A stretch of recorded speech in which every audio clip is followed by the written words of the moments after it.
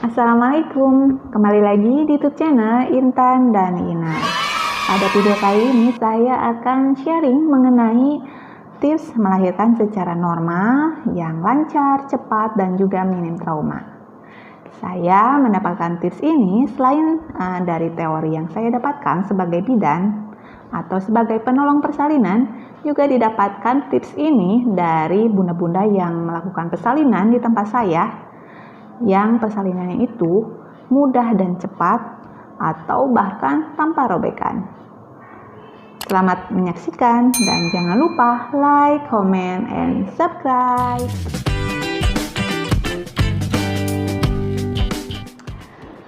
Pertama-tama yang perlu Bunda ketahui bahwa proses persalinan itu mempunyai pengalaman yang berbeda-beda tiap ibu yang melahirkan.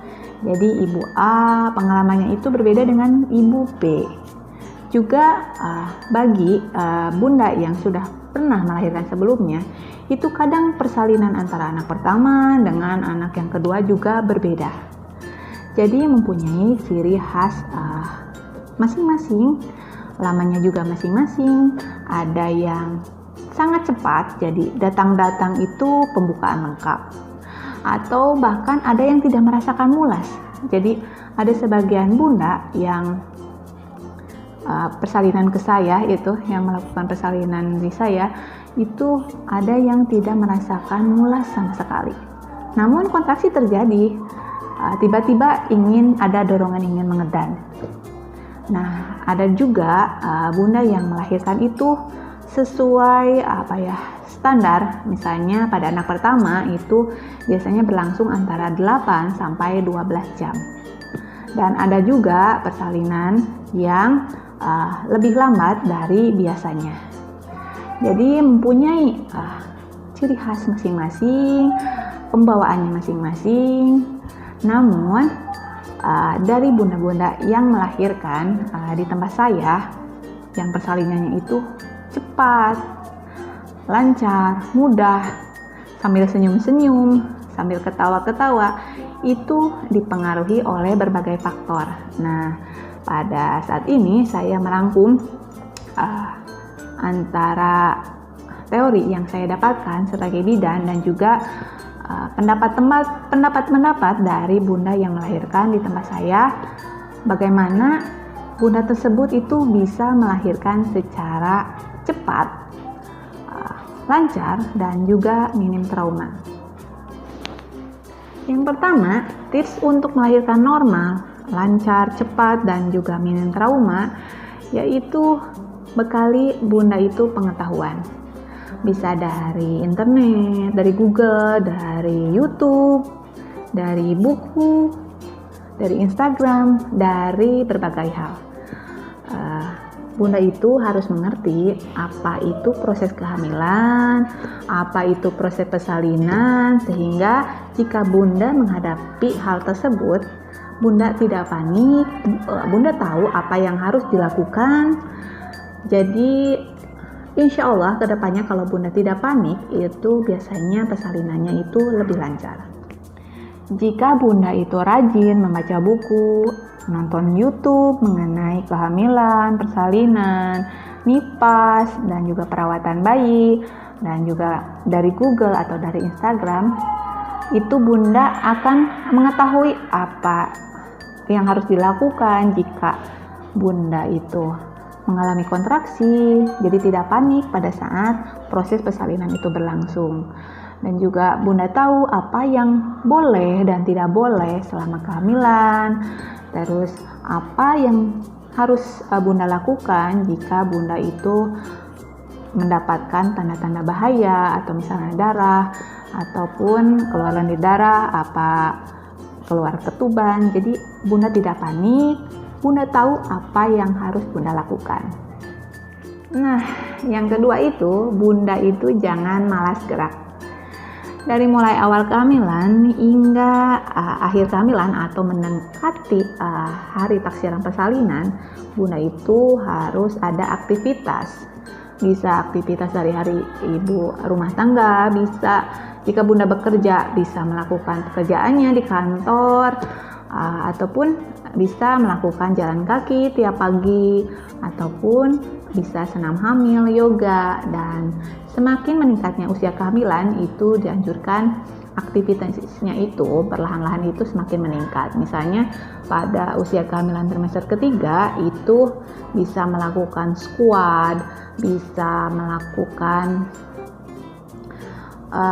gimbal, olahraga gimbal itu, atau olahraga yang lain itu bisa memperkuat otot panggul, otot pinggang, otot paha, otot perut itu supaya terlatih dan lebih elastis. Jadi biasanya panggulnya akan lebih membuka, lebih elastis sehingga kepala itu masuk ke panggul, dan juga pada saat proses persalinan karena otot-ototnya itu sudah terlatih, maka biasanya akan semakin lancar. Dan begitu pula pada saat proses persalinan itu yang saya lihat bunda-bunda yang persalinannya cepat dari mulai pembukaan pertama sampai pembukaan lengkap itu langsung cepat, yaitu bunda yang tidak hanya diam, tidak mager. Jadi pas merasakan kontraksi itu tidak hanya tidur di tempat tidur persalinan ataupun di tempat tidur perawatan. Bunda itu harus aktif, banyak jalan-jalan, atau melakukan squat, atau melakukan bird ball.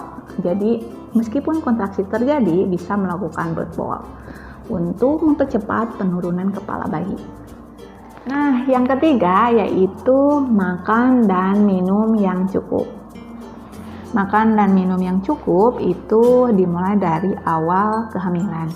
Dari mulai awal kehamilan, misalnya pada trimester pertama, itu bunda itu mungkin ada yang merasakan mual dan muntah. Namun bunda itu harus menyadari bahwa bunda itu lagi hamil, si janinnya itu membutuhkan nutrisi, sehingga bunda itu harus sadar, harus makan, meskipun dengan cara misalnya sedikit-sedikit namun sering.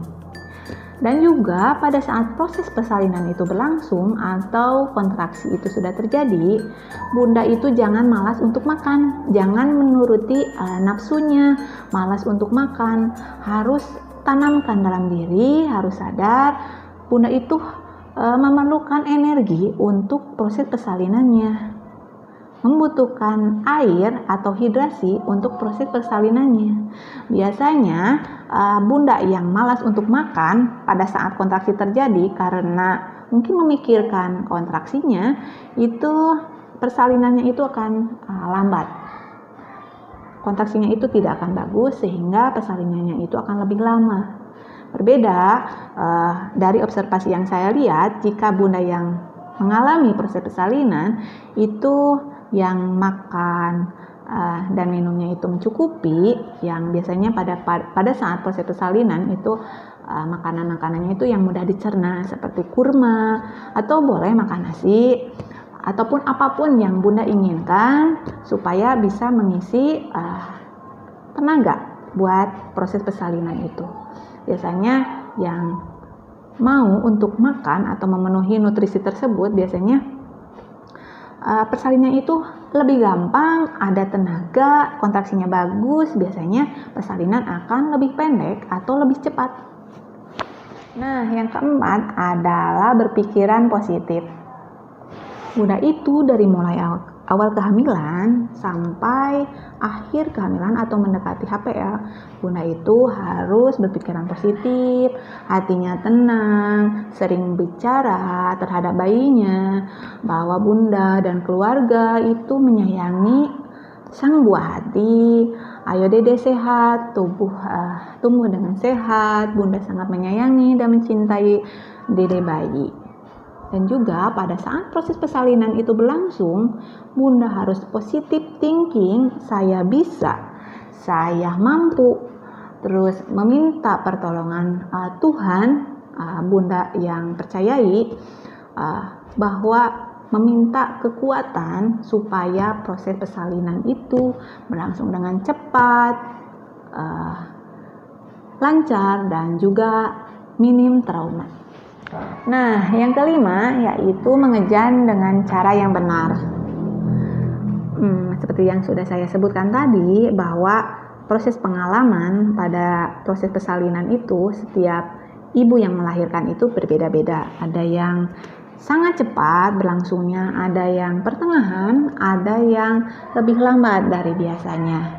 Dan biasanya pada proses persalinan yang sangat cepat itu bahkan ada bunda yang tidak mengejan sama sekali, hanya satu kali tiupan ada yang melahirkan. Jadi bayi langsung lahir. Atau pada saat datang ke tempat saya, itu kepala sudah kelihatan gitu, dipermudah sekali, itu sangat cepat. Jadi itu berbeda-beda. Namun pada umumnya, jadi kan ada video YouTube, ada teori yang mengatakan bahwa bisa hanya dengan meniup, tidak mengejan.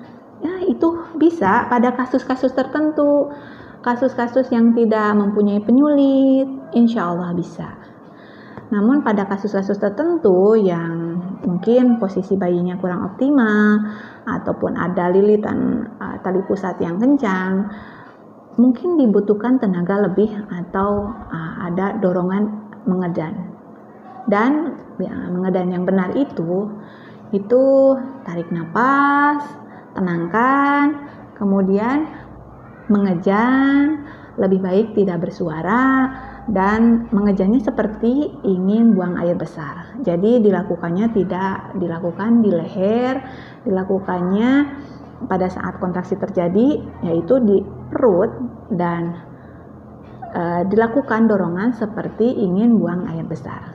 Yang terakhir bunda, yaitu yang keenam, yaitu dukungan dari suami dan keluarga. Dukungan suami dan keluarga itu sangat dibutuhkan oleh ibu yang mau melahirkan, karena bunda itu biasanya itu lebih tenang, lebih rileks, lebih ada semangat karena disemangati oleh suami dan keluarga.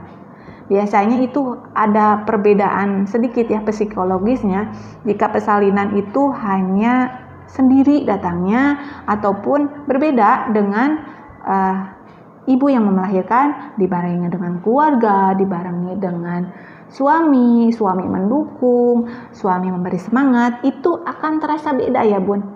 Jadi biasanya kontraksi itu sedikit berkurang, rasa sakitnya itu sedikit berkurang, bahkan ada yang tidak mengalami sakit sama sekali pada proses persalinannya.